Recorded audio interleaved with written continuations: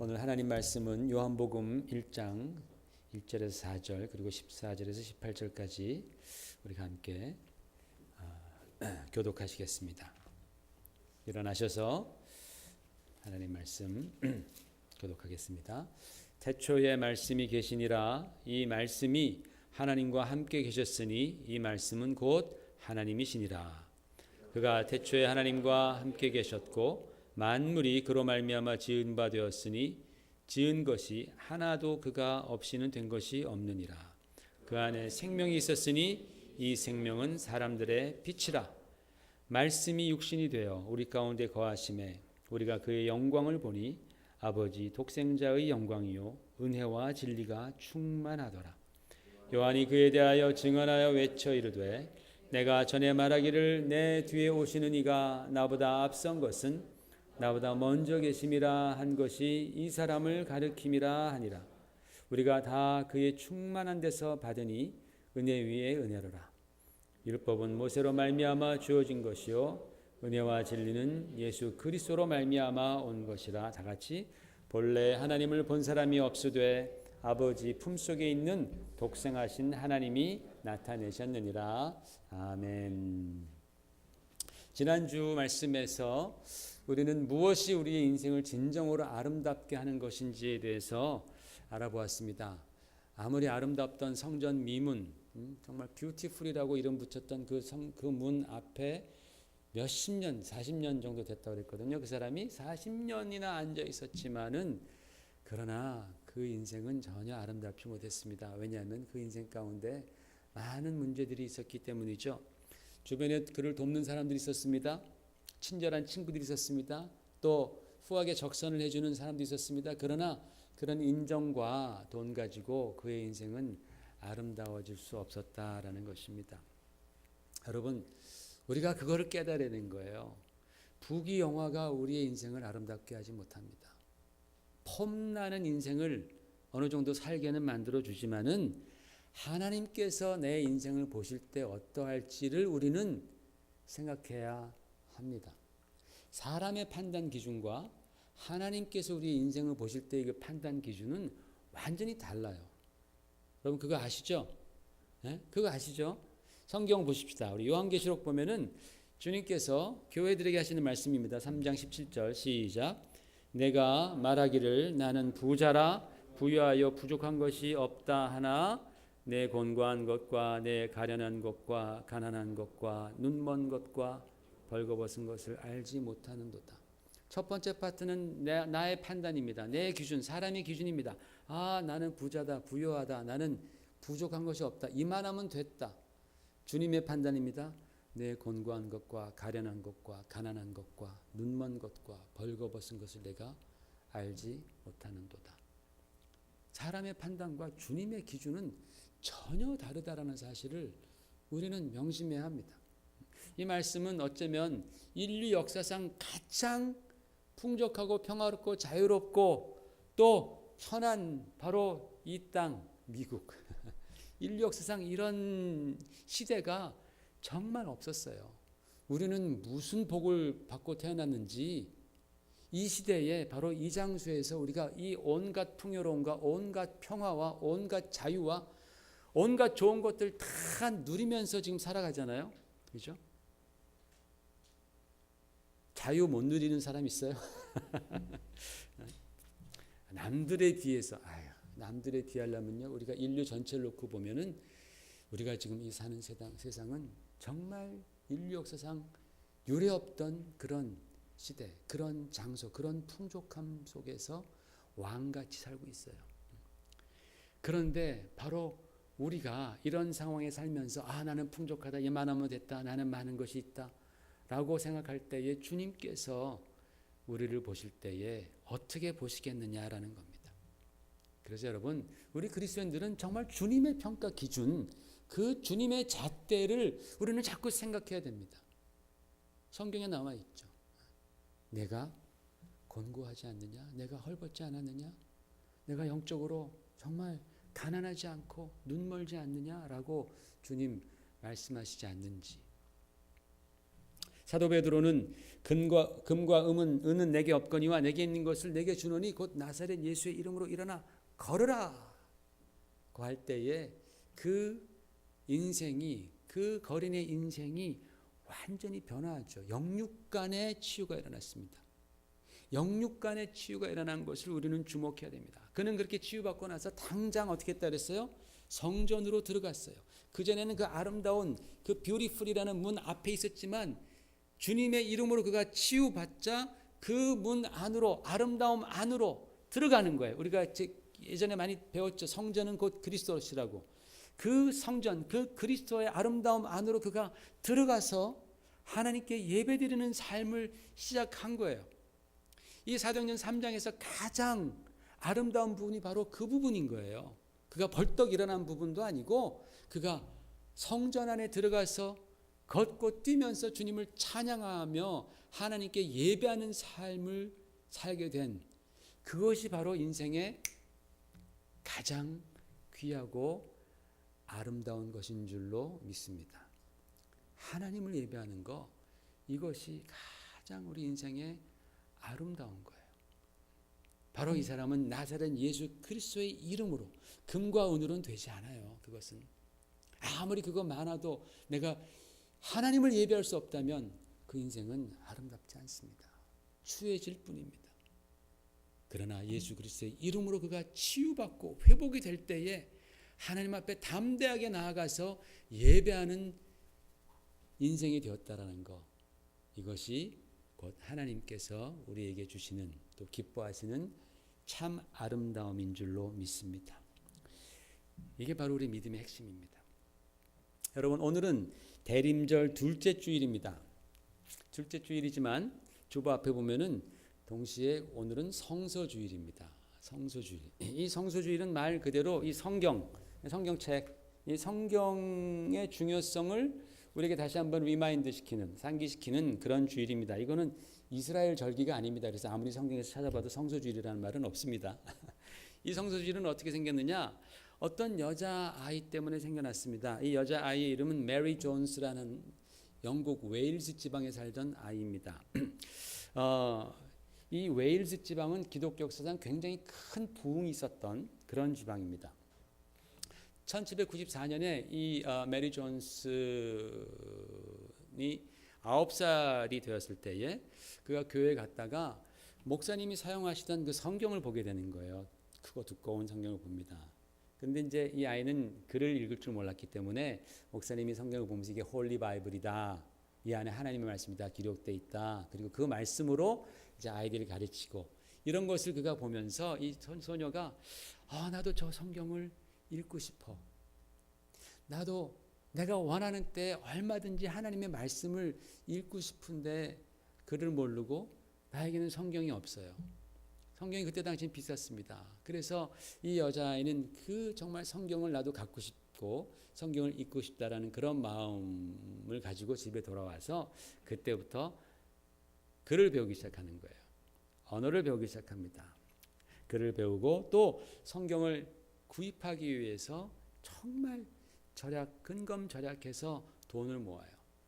돈을 모은 지 6년 만에 메리는 드디어 성경 한 권을 살 돈을 자기가 확보하게 되었습니다. 그때가 이 메리가 15살입니다. 그러나 자기 마을에는 성경을 파는 곳이 없었습니다. 깡촌입니다. 굉장히 시골입니다. 산 깊이 있는 그런 마을이었습니다. 그래서 읍내로 나갔어야 되는 거죠. 소위 말해서 읍내로 나가기 위해서 무려 26마일, 42km입니다. 한 40리 되는 그런 산길이에요. 그 산길을 걸어서 발라라는 그런 읍내로, 그런 도시로 갑니다. 아까 그 그림입니다. 근데 여기서 보면 이 아이가 발에 신이 있어요, 없어요? 맨발이죠, 그죠? 맨발로 그 길을 걸어갔다라는 거예요. 맨발로 40리를 성경 사기 위해서 15살짜리 아이 소녀가, 15살 치고는 좀 너무 성숙하죠. 그렇게 걸어가서 발라에 도착을 합니다. 그 지역에서 이제 토마스 찰스라는 목사님을 찾아가요. 그분만이 또 성경을 이렇게 또 가지고 팔고 그러셨기 때문에 벅찬 마음을 가지고서 그 목사님을 만나서 자초지종을 설명합니다. 제가 이렇게 해서 6년 동안 목사님 돈을 모았습니다. 제가 제 성경을 갖고 싶습니다. 그랬는데 그만 성경이 다 떨어진 거예요. 팔 성경이 하나도 없는 거예요. 그러니까 너무나 실망한 이 메리의 모습을 보고 이 찰스 목사님이 이틀을 재워줍니다. 자기 집에서. 그리고 이틀 동안 이제 성경이 다시 이제 주문한 성경이 오는 거죠. 와서 그 성경을 주는 거예요. 근데 메리가 한 권값만 냈는데 이 목사님이 그 아이의 마음에 너무 감동해서 3권을 줍니다. 2 for 1이 아니라 3 for 1 해가지고 3권을 갖다 주는 거예요. 그래서 이 아이가 그 성경을 가지고 집에 기쁜 마음으로 돌아옵니다. 그때 받은 성경이 바로 이 성경이에요. 이게 메리가 자기가 배운 글씨로 쓴 겁니다. 메리 존스는 저 12월 16일 날 태어났습니다. 뭐 누구의 아버지 누구와 어머니 누구의 딸입니다. 그에게 은혜가 있을지어다. 뭐 그렇게 써놓고 이 성경은 내가 오너다. 그런 것도 이렇게 써놨습니다. 메리 존스가 여기 아래 보면은 영어로 이렇게 써 있어서 이렇게 밝으면 보입니다. 이 이야기가 막 어른들 사이에 퍼지자 사람들이 너무나 이제 감동한 거예요. 어른들이 너무나 감동한 나머지 거기서 영감을 받고 그분들이 모여서 성경을 나눠주기 시작하는 거예요. 그런 운동을 펼쳤습니다. 캠페인을 펼쳤습니다. 그래서 A Bible for Everybody in the World. 세상에 있는 모든 사람들에게 각각 성경 한 권씩이라는 그런 그 슬로건을 내걸고 그렇게 운동을 시작한 것이 오늘날 그 유명한 영국 그 성서공회, The British and Foreign Bible Society라는 성서공회, 우리나라도 대한성서공회 있잖아요. 제일 처음에 시작한 것이 바로 영국 성서공회예요. 1804년에 이 아이 때문에 메리 존스 때문에 그 영국 성서공회가 시작되어 가지고 그래서 우리 바이블을 우리 다 읽을 수 있도록 사람들에게 나눠주자. 그렇게 시작된 운동이 영국 성서공회. 그리고 그 주변 국가들로 막 그게 퍼져가서 뭐 스코틀랜드 성서공회, 독일 성서공회 막 생기는 거예요. 우리나라도 대한제국 조선 말기에 1882년에 최초로 누가복음이 번역이 됩니다. 누가복음이 최초로 스코틀랜드 성서공회의 도움을 받아서 로스라는 목사님에 의해서 최초로 누가복음이 번역된 게 이게 바로 이겁니다. 예수님의 거룩한 가르침, 예수 성교 누가복음 전서. 이게 1882년에 최초로 번역된 성경입니다. 한번 읽어볼까요? 그때 거 넘겨보실까? 누가복음입니다. 이게 누가복음. 누가복음인데 저희가 읽으려고 한 5번 읽어봤습니다. 당시 그때란 말이죠. 계신 아고사독, 이게 아고사독이 아구스도예요. 아구스도 황제. 아고사독이 조세를 내어 천하로 하여금 다 호적을 올리니 구레뇨는 수리아 방백이 되었을 때에 호적하라는 말이에요. 요셉 얘기. 요셉은 다윗의 족보라 다윗의 족보라 고로 가나네의 나살일 고을, 이게 갈릴리의 나사렛 뭐 이런 말이에요. 그래서 쭉 가가지고 뒤에 보면 천사가 하는 얘기가 나옵니다. 천사가 오늘 다윗의 고을에 너희를 위하여 구주를 강생하니 곧 그리스도라. 이게 1882년도 힘들더라고요. 이게 읽는데. 그러니까 이런 그 성경 말씀, 우리가 이 성경이 이렇게 번역되어서 오늘날 우리가 굉장히 팬시한 성경을 갖고 있잖아요. 얼마나 우리 좋은 성경이 있습니까?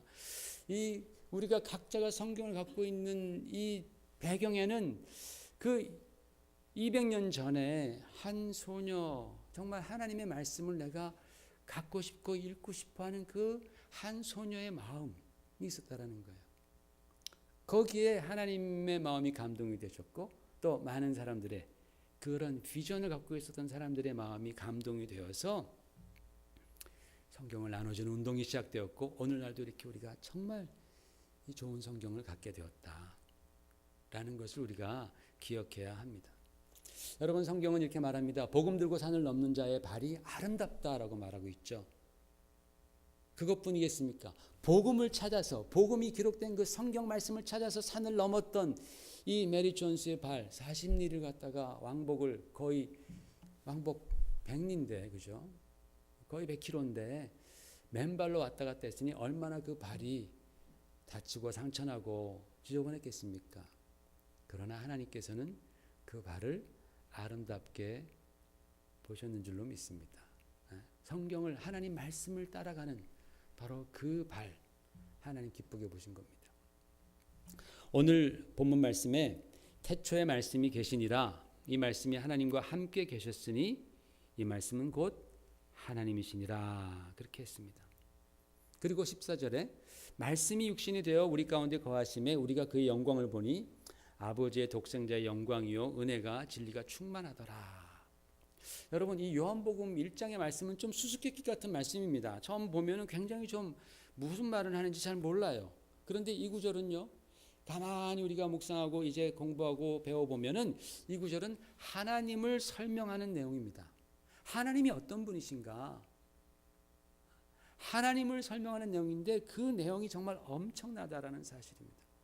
여러분, 우리가 한 가지 알아야 될 것은 우리가 믿는 하나님은 어떤 하나님이십니까? 삼위일체 하나님이시다. 우리가 배웠죠. 그 말씀은 뭐냐면 하나님께서 존재하시는 그 스타일이 삼위일체로 존재하신다. 하나님께서 존재하시는 그 스타일은 우리 피조물들과는 다르다라는 사실을 가르치고 있어요. 우리는 굉장히 단순하게 존재하죠. 그런데 하나님은 그렇게 단순한 분이 아니시다라는 사실이에요. 우리는 단순한 머리를 가지고 하나님을 자꾸만 단순한 우리 박스 안에 구겨 넣으려고 하지만 그러면 실패합니다. 하나님이 존재하는 양식은 삼위일체 하나님으로 존재하신다. 우리랑은 다르다라는 사실을 오늘 성경은 가르쳐주고 있습니다. 그 말씀에서, 오늘 말씀에서 바로 태초에 말씀이 계신데 그 말씀이 육신이 되어서 오신 분이 예수 그리스도이시다. 그러므로 예수님은 곧 말씀이시다. 왜? 말씀이 육신이 되셨으니까 예수님은 말씀이시다. 근데 그 말씀은 원래부터 하나님과 함께 계셨다.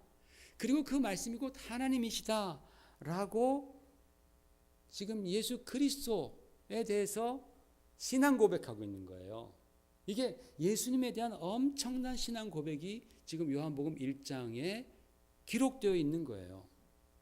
여러분, 하나님께서 태초에 말씀으로 천지를 창조하셨다라고 우리가 다 배우죠? 다 믿으시죠, 여러분? 하나님이 태초에 천지를 뭘로 창조하셨어요? 말씀으로. 빛이 있으라 하니까 빛이 생겼습니다. 그렇죠? 별들이 생겨라 하니까 별들이 생겼습니다. 나무들이 있어라 하니까 나무들이 생기는 거예요. 다 말씀으로 하나님께서 천지를 창조하셨습니다. 그런데 오늘 요한복음 보니까 말씀이 하나님과 함께 하셨는데 그 말씀이 곧 육신이 돼서 오신 분이 예수님이다 그 말씀했잖아요. 그러니까 태초에 천지를 말씀으로 창조하셨다라는 것을 우리가 한 번 더 다른 면에서 생각해 보면 하나님께서는 말씀이신 예수님을 통하여서 이 천지를 창조하셨다라고 이해할 수 있는 거죠. 그래서 히브리서 1장 2절에는 이렇게 되어 있습니다. 같이 보십시다. 시작. 이 모든 날 마지막에는 아들을 통하여 우리에게 말씀하셨으니 이 아들을 만유의 상속자로 세우시고 또 그로 말미암아 모든 세계를 지으셨느니라 그랬어요. 누구로 말미암아? 네? 누구로 말미암아? 그로 말미암아. 근데 그가 누구예요? 예수 그리스도, 아들 예수 그리스도로 말미암아 하나님께서 이 모든 세상을 창조하셨다. 누가 주인이에요? 예수님이 주인. 예수님께서 이 모든 세상을 창조하는 데에 관여하셨다라는 거예요. 그러니까 여러분, 성경은 분명히 예수님의 본질이 말씀이라고 가르치고 있습니다. 확실하게 분명하게 가르치는 것은 예수님의 본질은 말씀이다. 그 말씀이 태초에 계셨고 하나님과 함께 계셨고 그 말씀이 곧 하나님이시다. 그 말씀이 육신이 되어서 이 땅에 오셨다. 이걸 처음에 들으면요 멍한 거예요. 뭔 소리 하시는 거예요 목사님. 들어도 무슨 말인지 모르겠고 이해가 안 가는 거예요.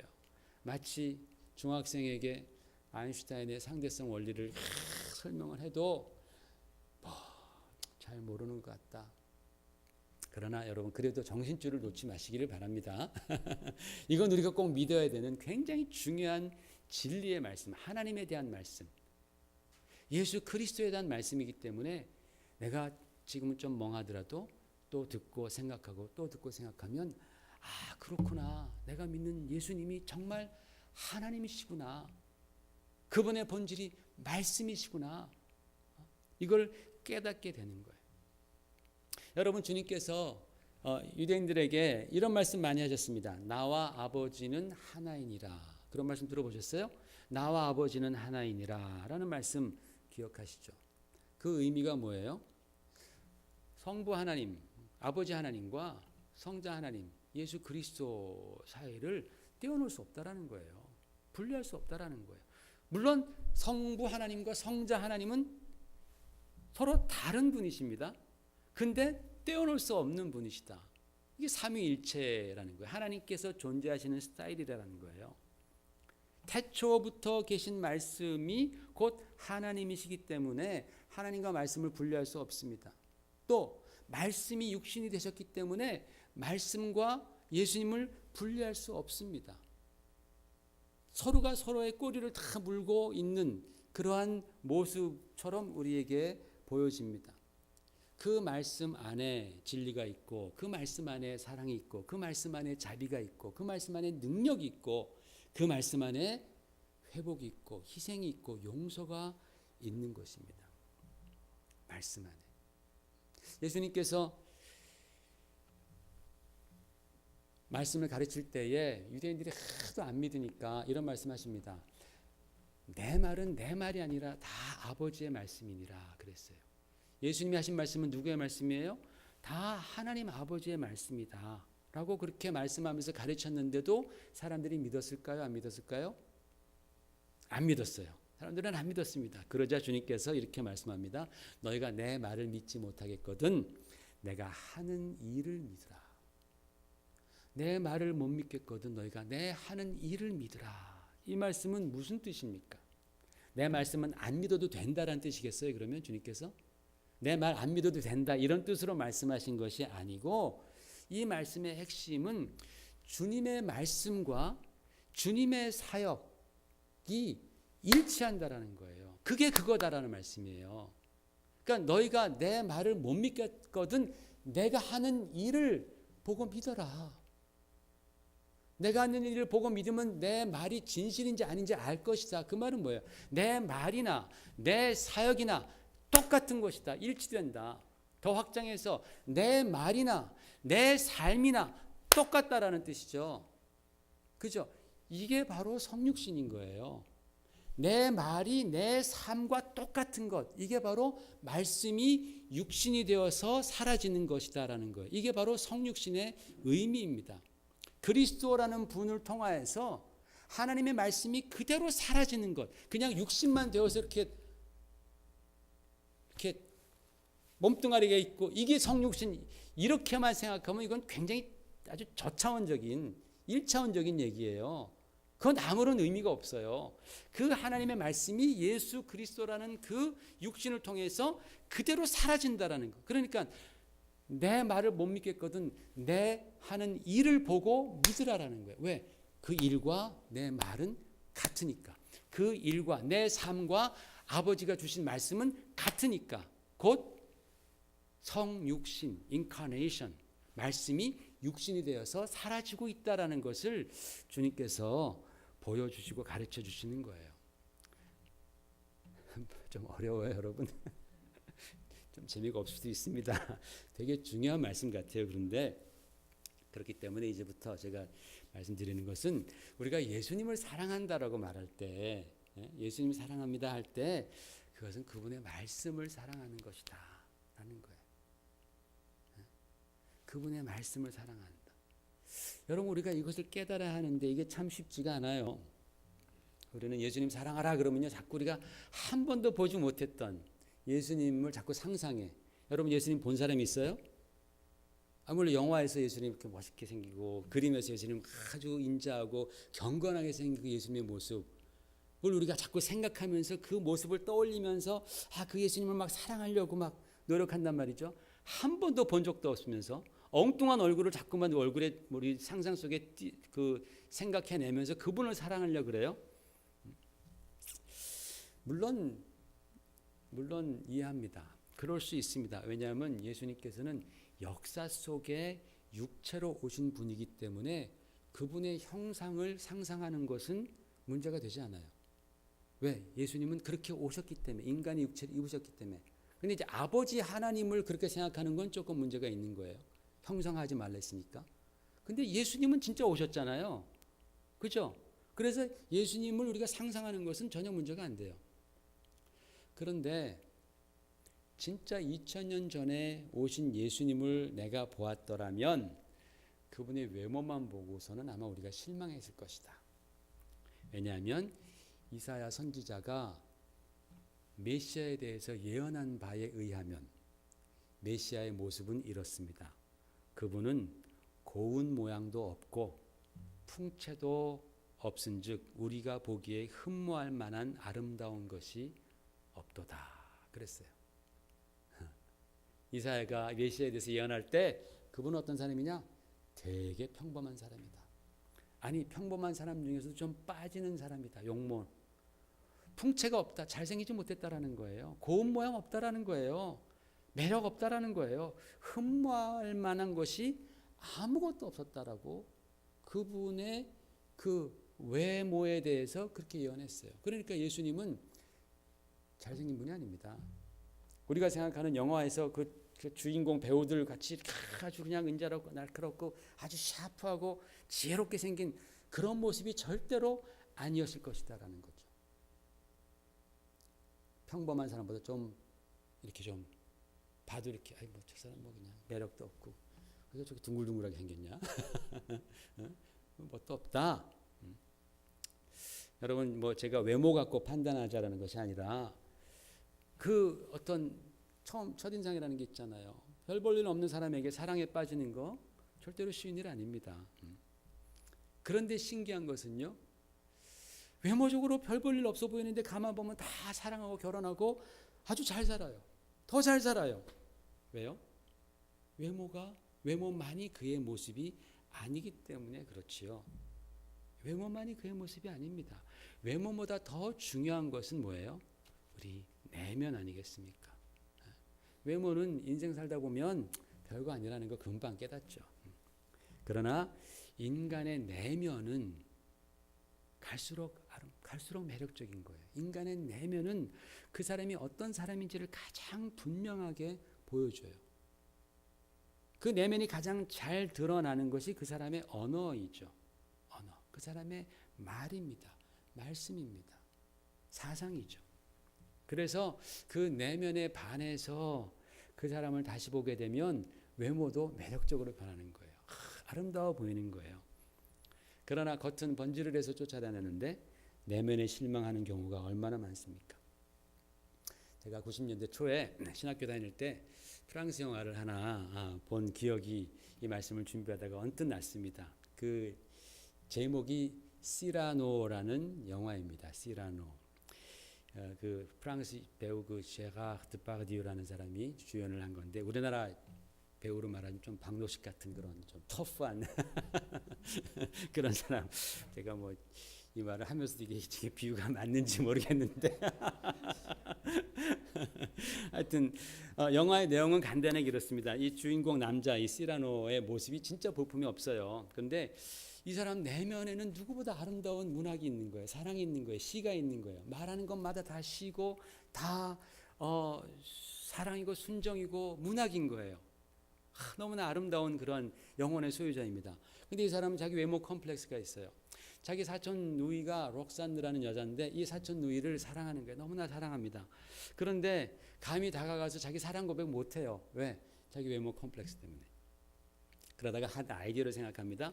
크리스찬이라는 아주 잘생긴 젊은이가 있어요.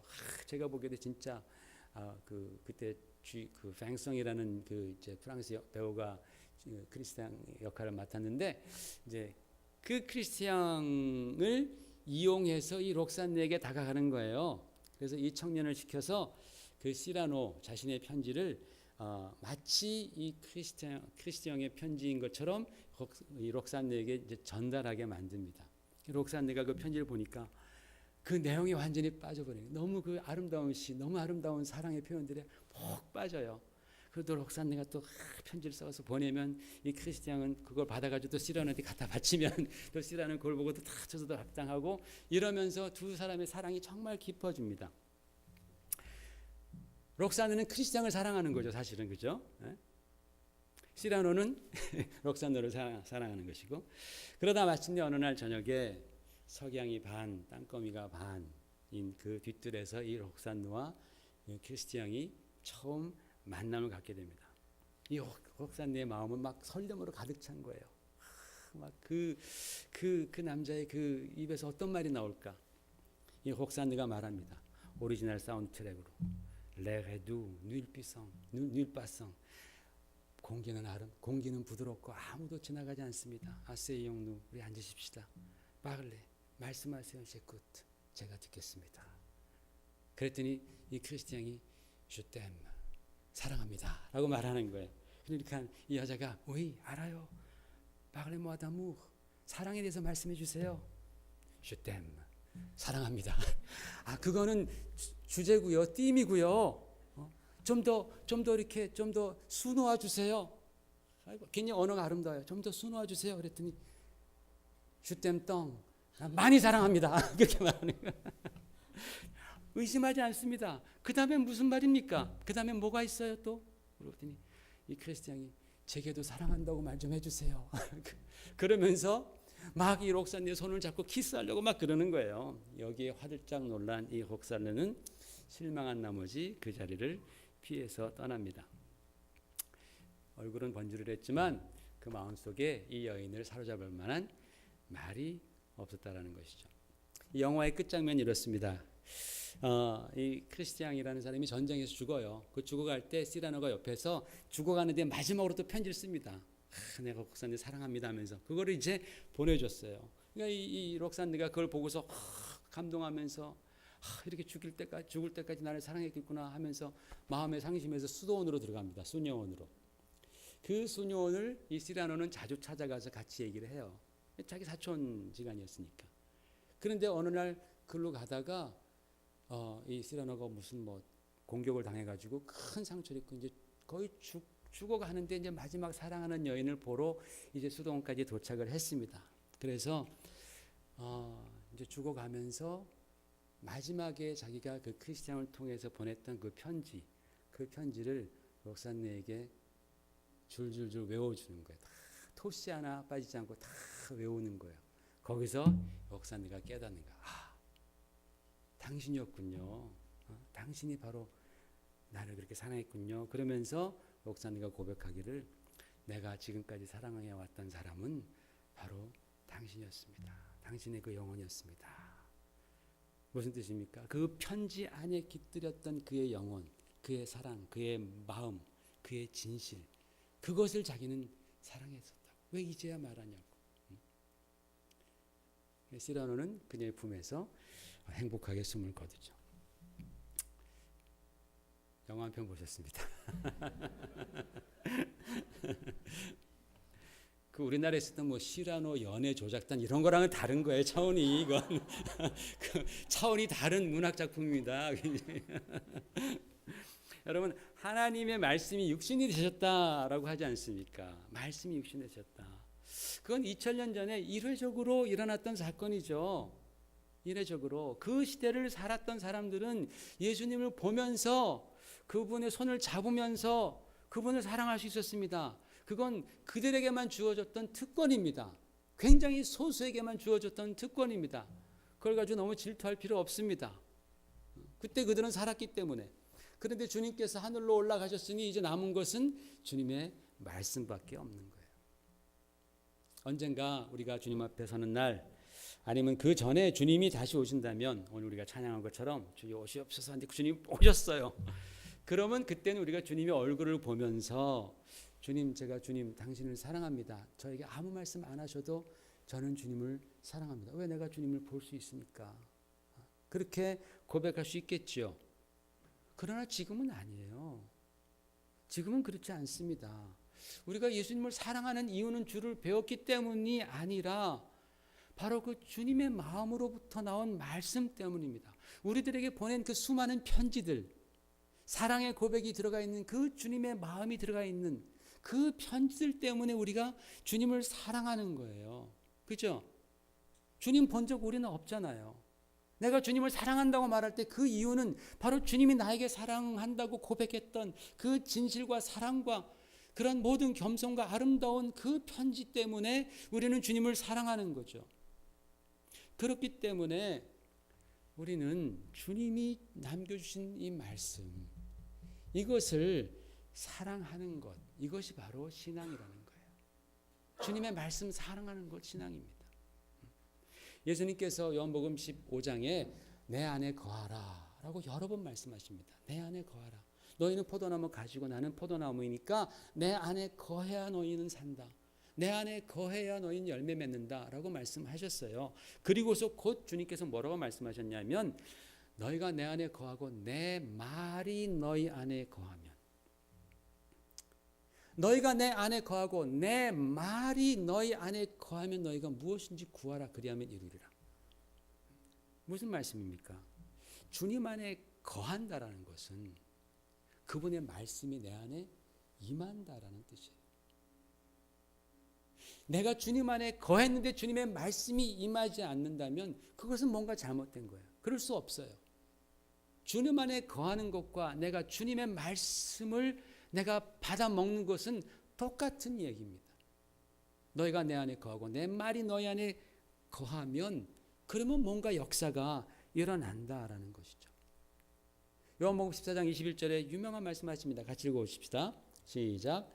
나의 계명을 지키는 자라야 나를 사랑하는 자니 나를 사랑하는 자는 내 아버지께 사랑을 받을 것이요 나도 그를 사랑하여 그에게 나를 나타내리라.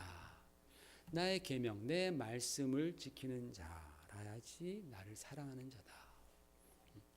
여러분, 주님의 계명을 지키려면 어떻게 해야 돼요? 주님의 말씀을 알아야죠. 주님의 말씀을 알려면 어떻게 해야 됩니까? 읽어야죠. 읽고 배우고 공부하고 그래야지 우리가 주님의 계명을 알고 지킬 때에 그제서야 우리가 주님을 사랑합니다라고 말할 때 그것이 효력 있는 것이지, 말씀은 하나도 모르는데 그냥 내 속에서 상상하는 예수님, 한 번도 만나보지 못했던 예수님을 그냥 내가 사랑해요 라고 했다고 해서 그것이 올바른 사랑 고백이 될 수 없다라는 말씀입니다. 주님의 말씀 안에 거하는 것이 주 안에 거하는 것이고 주님의 말씀을 지키는 것이 주님을 사랑하는 것입니다. 그래서 여러분, 이 성경 말씀, 이 주님의 편지잖아요. 사랑의 편지, 진실한 편지, 주님의 마음이 구구절절 들어있는 이 성경 말씀 안에서 예수 그리스도를 만나시기를 주의 이름으로 축원을 드립니다. 말씀이 없는 신앙은 금방 무너집니다. 말씀이 없는 신앙은요, 조금만 부정적인 경험을 하면 금방 무너집니다. 조금만 누가 뭐라 그러면 금방 그리로 쏠려갑니다. 말씀이 없는 신앙은 성경적 신앙이 아니에요. 기독교 신앙이 아닙니다. 그래서 우리 기독교인들은 말씀을 사랑하고 말씀을 읽는 자들, 말씀을 공부하는 사람들입니다. 여러분 성경 있으시죠? 펴보세요. 얼마나 성경이 깨끗한가. 우리의 영혼은 깨끗해야 되지만 여러분의 성경은 깨끗하면 안 돼요. 내 성경은 좀 지저분해져야 됩니다. 내 손때가 막 묻어 있어야 됩니다. 우리가 맛있는 음식을 자주 먹듯이 성경 말씀에서 은혜 받은 말씀은 우리가 자꾸 읽는 거예요. 막 줄도 치고 묵상하다 보면 또 새로운 생각도 주시고 영감도 주시고 적어놓기도 하고, 우리의 심령은 깨끗해져야 되지만 성경은요 절대 최초 살 때 그 깨끗함, 그것을 유지하면 안 되는 거예요. 여러분이 자꾸만 읽으셔야 됩니다. 성경을 사랑하시기 바랍니다. 이 메리 존스, 이 15살의 어린아이, 그 성경 갖기 위해서 6년 동안 저축해서 그 먼 거리를 가서 성경을 사와서 그가 바로 이 바이블 소사이어티라는 그 엄청난 일을 한 그 기관에 그 인스피레이션을, 영감을 준 아이가 되지 않았습니까? 그걸로 말미암아 얼마나 많은 사람들이 성경을 받았고 그 성경으로 얼마나 많은 사람들의 삶이 변화하고 구원받았습니까? 우리가 성경 정말 사랑하고 반드시 그 말씀 위에 세워지는 믿음 되시기를 주의 이름으로 축원을 드립니다. 기도하십시다. 할렐루야. 하나님 아버지, 오늘 성서 주님